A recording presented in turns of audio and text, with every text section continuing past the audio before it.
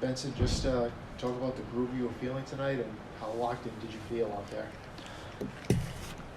I think it all starts from the defensive end. Like, we execute well and on the defensive end. So on the transition, we move the ball really well too. And my teammates give me a lot of open shots to take, and my coaches have confidence in me, so I was able to make those shots. Jared, in terms of your physicality, the way you guarded them, where does this rank in terms of the defensive performances you've had here? I thought we just stayed with our game plan. We wanted to switch some things defensively, play different defenses, and our guys stayed within our game plan. So that was the best thing to me, was our discipline. I talk about discipline all the time, and we were very disciplined in knowing our coverages, knowing personnel, switching defenses. I switch them on the fly. So the first half, when we play in front of our bench, I'll switch some things on the fly, and they did a really good job doing that. And when you have him behind your defense blocking shots like that, then you can extend more, run guys off the three-point line when you have rim coverage like that. So this was, to be honest, probably our best defensive effort in my 2 years in terms of a team that was playing very well offensively. Two guards who were playing off the charts. I mean, the last 8 minutes of the Brown game, they looked like the Lakers with the shots those two guys made. So I think we're disciplined defensively, and again, it really helps when you have rim coverage behind you that you can run guys off the three-point line. Benson, speak to that a little bit. When you're a guard and you're playing someone on the perimeter, to have someone like him behind, knowing that you have some help there, what is that like? That feels like I can be more aggressive on the defensive end because I know I got someone to protect the rim from me. Jared, offensively, how much did you stress the extra pass to this group? Because it looked like they really wanted to force you guys to grind out the shot clock and see what you can do at the end. How much did you talk about the extra pass? I mean, I always talk about that. I thought we got a little, I don't know if it was selfish. I didn't like us against New Hampshire. I just thought we took too many contested shots. I thought there were we had time where we could have kicked the ball out and took a contested pull-up. So I didn't like my team offensively against New Hampshire. I think for the most part this year we've done a good job sharing the ball. We're not shooting the ball as well as I think we can, and I think we're going to.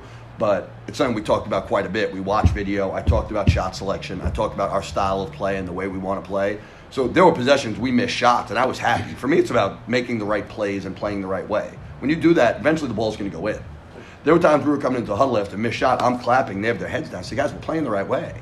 You can't worry about that shot. If we share it and we continue to do that, we're going to have a game where we make 15 threes. We're going to have a game where we make 17 threes. We played the ball. We played the right way. We shared the ball. We threw the ball open guys, and that's the way I want my teams to play basketball. Paul, your defensive effort today, do you think it was something in particular that allowed you to be so successful today, or was it something you worked on, or were you just feeling it out there? To be honest, I looked at myself in the mirror during the Thanksgiving break. I think the last few games I haven't been given the right energy that I needed, and I think coming back last 2 practices, trying to stay locked in, stay the course, focus on defensive game plan, and then once coach gave me the opportunity to start, I was trying to just roll with it, try to stay locked in, and I felt like our defensive execution today was on point. We all knew the plays, we were all calling out the plays, communicating, and we just stayed disciplined, stayed aggressive. Jared, any updates on first Charles and then on Bash? I mean, Charles is too soon to know. He sprained his ankle. I hope he's not out very long. He'll be icing it all night. We'll see the doctor tomorrow and it's one of those things, it's so quick that hopefully it's not too bad, but it did swell up, and we'll take care of it and try and get him healthy as quickly as possible. Bash sprained his ankle again 2 days ago. So he's kind of day-to-day right now. Could be back in practice as soon as tomorrow, Wednesday. I'm not quite sure. But for us, it's next man up, So we have some guys who banged up and other guys are getting experience because of it. And again, we have enough depth that I think we can overcome those things. Of course, you want 12, 13 healthy bodies. I mean, Nate Stokes is kind of close to being back for us, who's been out all preseason. So we'll have his body back in practice and kind of see how we move forward with him. So right now we're just next man up. The healthy bodies we'll throw out there. The other guys will be in the training room a lot and try and get them healthy and throw the guys out there who are healthy and can play right now.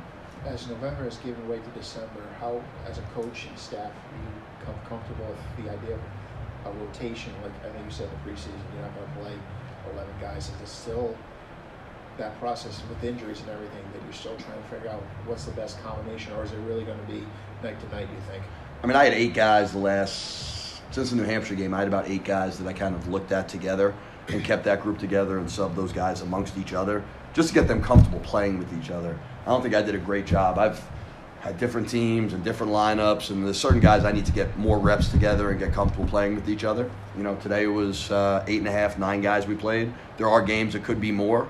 I'm getting a comfort level with certain guys in certain spots, and again, that's still going to grow and evolve as the season goes on because injuries happen and there's so many things. I talked to the guys about it in after shoot around today. Like, you don't know when your opportunity is going to come, and I have guys who aren't playing a ton of minutes that are good players, and that I'm confident will help us when the time comes. But certain things happen in the season. That's why you always have to be ready, and when your opportunity comes, you better be ready to take advantage of it. So now one guy goes down, but we have him back on Friday. I don't know. If he's not, it's next man up. And we're getting in a groove of certain guys being comfortable together, but that's not to say I don't have other guys that I'm comfortable playing. If I have to move to further down or add a couple guys to the rotation, I'm comfortable doing it. But speaking of taking advantage of opportunities, the way that Benson shot tonight, the looks that he got too, the fact that he was knocking him down, you feel like that was just taking advantage of the opportunity that he has?